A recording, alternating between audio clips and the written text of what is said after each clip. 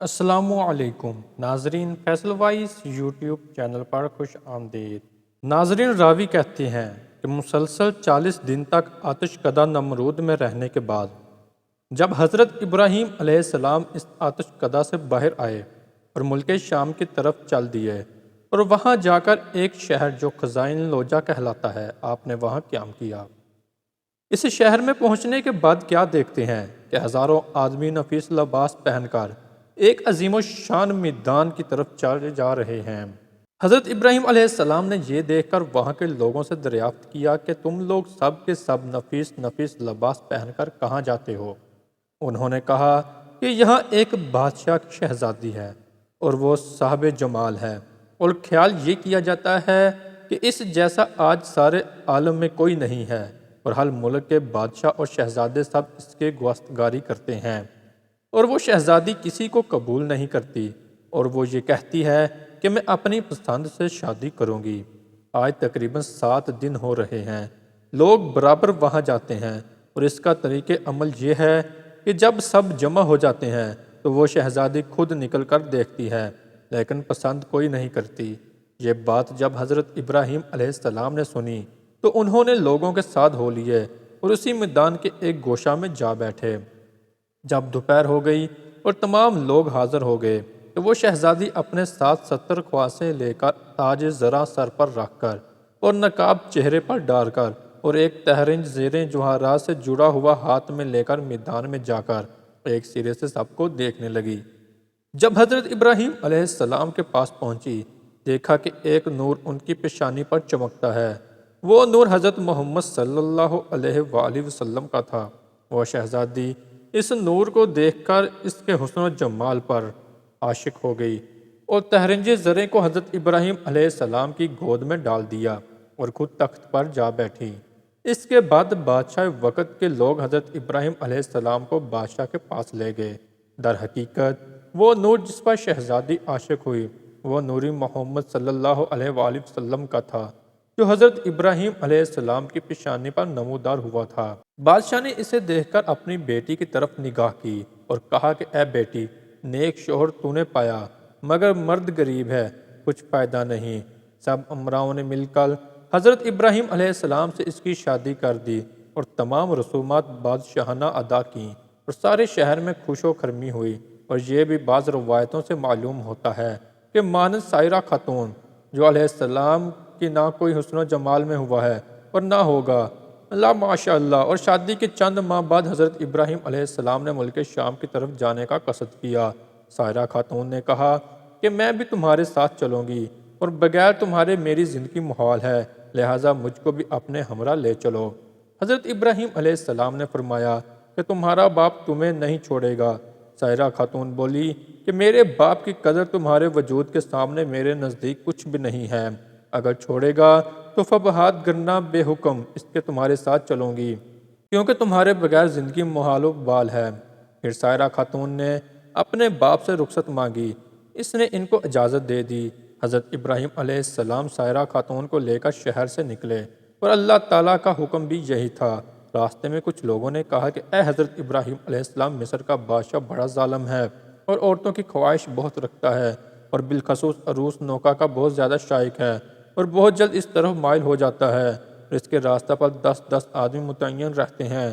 جو کوئی مال و اسباب مصر لے جاتا ہے تو اس کو پکڑ کر اس سے اس مال کا محصول لیتا ہے، اور اگر کوئی سوداگر اپنی عورت کو ساتھ لے جاتا ہے تو وہ اس عورت کو اس سے چھین لیتا ہے۔ یہ سن کر حضرت ابراہیم علیہ السلام اندیشہ کرنے لگے، کیونکہ حضرت ابراہیم علیہ السلام ناموس میں بزرگ تھے، اور سائرہ خاتون کے برابر حسینہ سارے جہان میں کوئی عورت نہ تھی، اور اس راہ کے سوا جانے کے واسطے کوئی دوسری راہ بھی نہ تھی۔ آخر اللہ مرنا چار ہو کر ایک صندوق بنا کر سائرہ خاتون کو اس میں چھپا کر قفل لگا دیا اور صندوق کو اونٹ پر کسوا دیا۔ جب شہر میں جا پہنچے تو محصول والے آ کر صندوق کھولنے لگے تاکہ اس کی جنس کو دیکھ کر اس کے موافق کا محصول لیں۔ اس پر حضرت ابراہیم علیہ السلام نے کہا کہ صندوق مت کرو، اس کا محصول جو ہوگا وہ میں دوں گا۔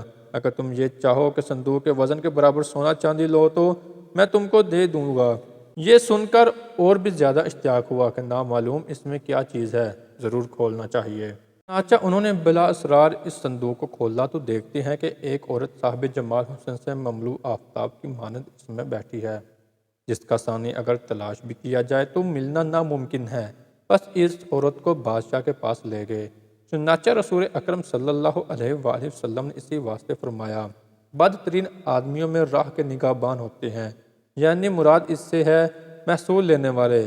جب محصول والے حضرت ابراہیم علیہ السلام اور سائرہ خاتون کو بادشاہ کے نزدیک لے گئے تو اس بادشاہ معلوم نے پوچھا کہ یہ عورت تمہاری ہے؟ حضرت ابراہیم علیہ السلام نے اس بادشاہ کو جواب دیا جو اسلامی جواب تھا۔ آپ نے فرمایا کہ یہ میری بہن ہے، اور بیوی کو بہن کہنا ذرا شریعت درست ہے۔ یہ جواب سن کر اس ملعون نے کہا کہ تم اپنی بہن کو مجھے دے دو۔ تب حضرت نے فرمایا کہ وہ اپنی ذات کی مالک ہے۔ سائرہ خاتون نے کہا معاذ اللہ، یعنی پناہ مانگتی ہوں میں اللہ تعالیٰ سے۔ وہ ملعون یہ سن کر ہنسا اور حکم کیا کہ ان کو حمام میں لے جاؤ اور نہلا دھلا کر لباس فاخرہ پہنا کر خوشبو سے معطر کر میرے پاس لاؤ۔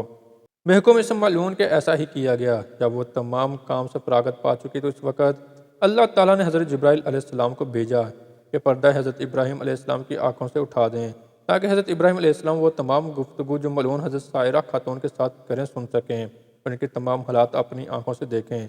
جب جمال مبارک حضرت سائرہ خاتون کا اس ملعون نے دیکھا تو فوراً اس نے دست درازی کا قصد کیا۔ اسی وقت اس کا ہاتھ شل خشک ہو گیا۔ پھر اس نے چاہا کہ بے ادبی کرے، تب اللہ تعالیٰ نے حکم سے اپنے زانوں تک زمین میں دھنس گیا۔ جب اس کا کوئی بس نہ چل سکا تو فوراً کہنے لگا کہ عورت تو جادوگر ہے۔ حضرت سائرہ خاتون نے اس ملعون سے کہا کہ اے بدبخت، میں جادوگر نہیں ہوں، لیکن خاوند میرا خداوند قدوس کا دوست ہے جو سب کی نگہبانی کرنے والا ہے، اور میرا خاوند خداوند کریم کی درگاہ میں دعا کرتا ہے تاکہ تم مجھے بے عزت نہ کر سکے۔ یہ سن کر اس نے توبہ کی۔ پھر ہاتھ اس کا درست ہو گیا اور زمین نے بھی اس کو چھوڑ دیا۔ پھر جب دوسری مرتبہ سائرہ خاتون کی طرف نگاہ بد سے دیکھا اسی وقت آندھا ہو گیا۔ تب اس ملعون نے کہا کہ اے بے بی معصوم، میرے حال پر دعا کرو کہ میں اس کام سے ہمیشہ کے لیے توبہ کرتا ہوں۔ جب آپ نے اللہ تعالیٰ سے دعا کی تو اس کے حکم سے اس کی آنکھیں اچھی ہو گئیں۔ پھر جب حالات ٹھیک ہو گئے تو غلبہ شیطانی سے عہد شکنی کرنی چاہیے کہ میں حضرت سائرہ خاتون پر دست دراز ہوں۔ تو اسی وقت تمام بدن اس کا خشک و شل ہو گیا اور پھر آنکھیں جاتی رہیں۔ پھر کہنے لگا اے بے بی پاک دامن، میرے واسطے اپنے خدا سے دعا کیجیے۔ حضرت سائرہ خان بولی کہ بدبخت، یہ دعا میری نہیں ہے بلکہ میرے شوہر جو میرے ساتھ ہیں ان کی دعا ہے، اور خداوند کریم کے دوست ہیں، اگر وہ چاہیں تو تجھے معاف کریں یا نہ کریں۔ تب اس نے کہا حضرت ابراہیم علیہ السلام کو یہاں لاؤ۔ پھر اس کے بلانے پر حضرت ابراہیم علیہ السلام وہاں تشریف لے گئے۔ وہ بادشاہ بولا اے ابراہیم، مجھے معاف کیجیے، میں نے آپ پر بڑا ظلم کیا ہے اور میں اب توبۃ النصوح کرتا ہوں۔ حضرت ابراہیم علیہ السلام نے اس بادشاہ سے کہا کہ یہ میرے حکم سے نہیں ہے، یہ سب خداوند قدوس کے حکم سے ہوتا ہے جو تمام جہان کا رب و مالک ہے۔ دیکھو اللہ کی مرضی کیا ہوتی ہے، اسی کے مطابق کرنا ہوگا۔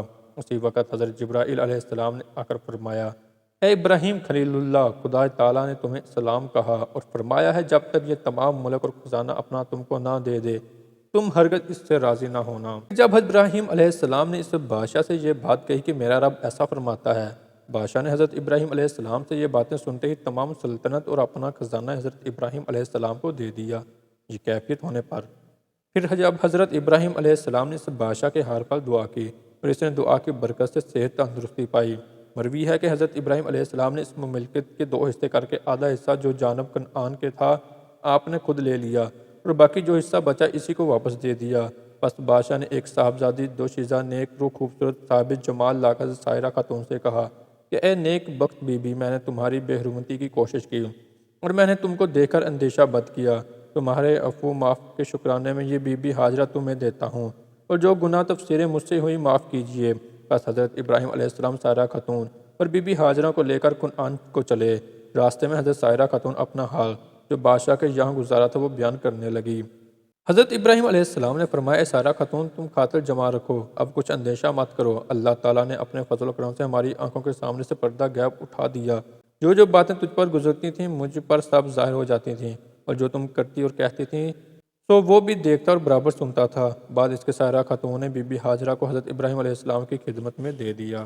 یہاں ایک سوال ہے، یعنی باوجود اس کے کہ جناب سرور عالم محمد مصطفیٰ صلی اللہ علیہ وآلہ وسلم کے درجے اور حضرت ابراہیم علیہ السلام کے درجے میں زمین و آسمان کا فرق ہے، بس اس میں کیا راز ہے کہ جب منافقوں اور کافروں نے حضرت عائشہ رضی اللہ تعالیٰ عنہ پر تہمت لگائی تھی تو اس وقت اللہ رب العزت نے رسول اللہ صلی اللہ علیہ وآلہ وسلم اور حضرت عائشہ رضی اللہ عنہ کے درمیان سے پردہ نہ اٹھایا، بلکہ حضرت عائشہ رضی اللہ عنہ کی تہمت اور پاک دامنی کی خبر دی۔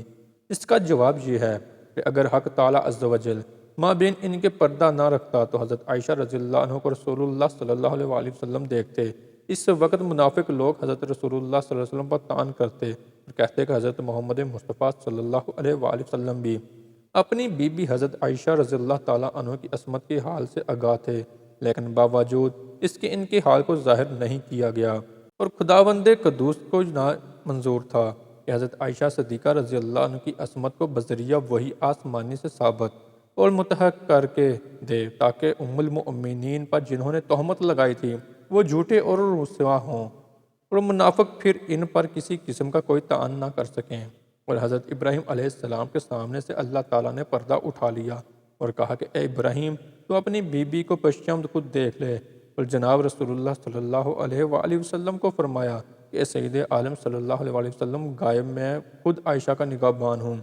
بس ان دنوں کے درمیان ازروئے مرتبہ اتنا فرق ہوا کہ حضرت سائرہ خاتون کے نگہبان حضرت ابراہیم خلیل اللہ تھے، اور ام المؤمنین حضرت عائشہ صدیقہ رضی اللہ تعالیٰ عنہ کا پاسبان رب العالمین تھا۔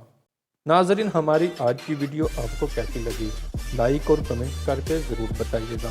ملتے ہیں اپنی اگلی نئی ویڈیو میں، تب تک اپنا بہت سارا خیال رکھیے گا۔ اللہ حافظ۔